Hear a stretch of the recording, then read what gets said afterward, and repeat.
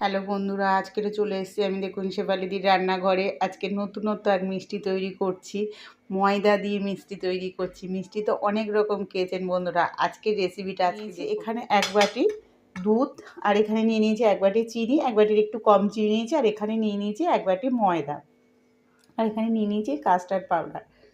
তো এটা দিয়ে মিষ্টিটা তৈরি করব। তো বন্ধুরা চলো রেসিপিটা শুরু করা যাক। কড়াটার মধ্যে এখানে 500 গ্রামের মতন জল নিয়ে নিয়েছি। এই জলটা এবার কড়াতে দিয়ে দেব, দিয়ে জলটাকে গরম করে নেব।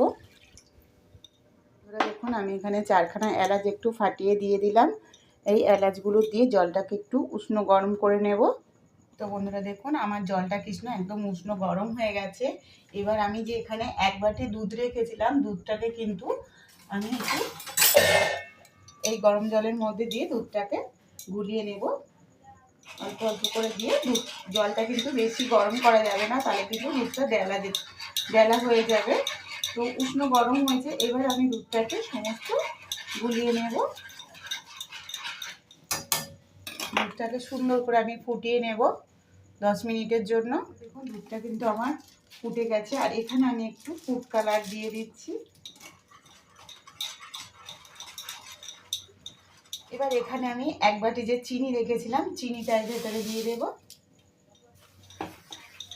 চিনিটা দিয়ে আরও 10 মিনিট আমি ফুটিয়ে নেব। তো বন্ধুরা 10 মিনিট ফুটে গেছে, এখানে আমি 1 চামচ দিয়ে দিলাম ঘি। ঘিটা দিলে কিন্তু মিষ্টিটা আরও সুন্দর লাগবে খেতে। যে ঘিটা দিয়ে দিলাম 1 চামচ, আর এখানে অল্প করে 1 চিমটি লবণ দিয়ে দিলাম। দিয়ে আবারও একটু ভালো করে নেড়ে নেব।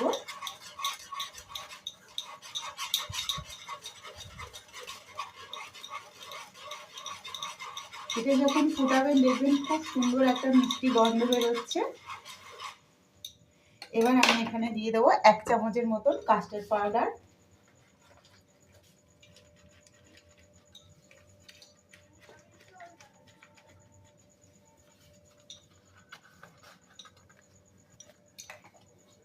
আমি প্রায় 2 চামচের মতন কাস্টার্ড পাউডার দিয়ে দিয়েছি বন্ধুরা। এটা থাকলে দিতে পারো, না থাকলেও কোনো অসুবিধা নেই। এই ময়দাটা বন্ধুরা দেখুন, এই যে ময়দাটা আমি নিয়েছি, এই ময়দাটা এবার আস্তে আস্তে অল্প অল্প করে দিয়ে মিশিয়ে নেব।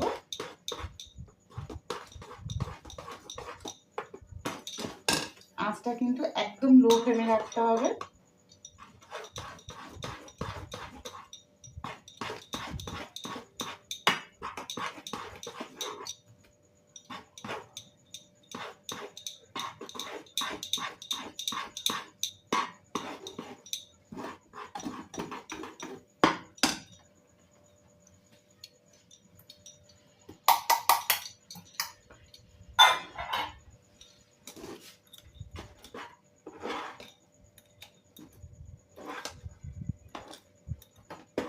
দিয়ে কিন্তু এটাকে ভালো করে রান্না করে নিতে হবে।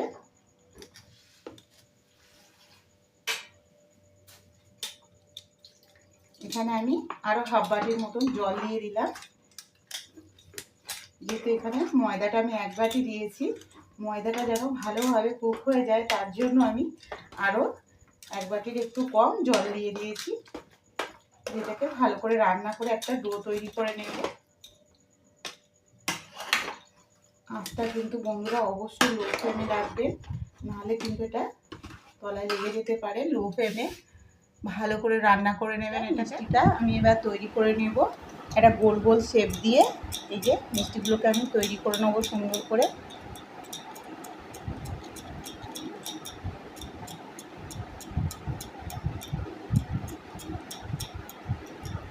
দেখুন মিষ্টিগুলোকে এইভাবে গোল গোল করে তৈরি করে নেব।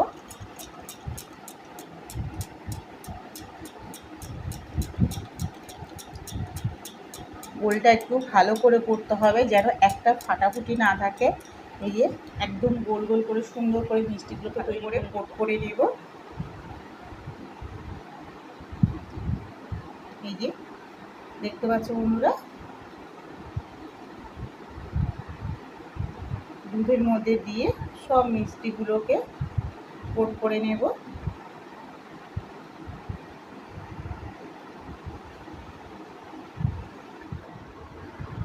এই দেখুন বন্ধুরা, আমি একটা মিষ্টি কিন্তু কেটে দেখিয়েছি কতটা সুন্দর হয়েছে। ভেতরে কিন্তু একদম হলুদ কালার হয়েছে আর বাইরে কিন্তু সাদা। দেখতেই পাচ্ছ মিষ্টিগুলো কতটা সুন্দর হয়েছে। তো কেমন হয়েছে মিষ্টিটা অবশ্যই জানাবেন বন্ধুরা, আর বাড়িতে একবার বানিয়ে দেখবেন, আশা করছি সবারই ভালো লাগবে। এই দেখুন বন্ধুরা, মিষ্টিটা কতটা সুন্দর হয়েছে। আর আমি এটা কেটে খেয়ে দেখি আগে, আমি তো আর লোভ সামলাতে পারছি না, এটা এত সুন্দর লাগছে দেখতে, খেতেও দারুণ হয়েছে বন্ধুরা। তো টেস্ট করে দেখে বলছি কেমন হয়েছে। দেখুন, এই দেখুন মিষ্টিটা কত সুন্দর হয়েছে, আর দেখে মনে হবে এক্ষুনি মনে হয় দোকান থেকে কিনে আনা হয়েছে। আর রসটাও দেখুন কত সুন্দর কালার এসছে, বাও দারুণ হয়েছে কিন্তু কালারটা। মিষ্টিটা কিন্তু ভীষণ সুন্দর হয়েছে বন্ধুরা, অবশ্যই বাড়িতে একবার ট্রাই করবেন। আর এই পাশে আছে এই যে শুকনো মিষ্টি, এটাও টেস্ট করে দেখি কেমন হয়েছে। আমি তো আর থাকতেই পারছি না, এতটা সুন্দর হয়েছে, লোভনীয় হয়েছে। তো খেয়ে অবশ্যই দেখি। দারুণ লাগছে দেখুন বন্ধুরা, ভেতরটা কত সুন্দর কালার, ওপরে সাদা আর ভেতরে কিন্তু কালারিং। আর এটা কিন্তু খেতে ভীষণ সুন্দর হয়েছে। তো অবশ্যই বাড়িতে একবার বানিয়ে দেখবেন বন্ধুরা, আশা করছি রেসিপিটা সবারই ভালো লাগবে।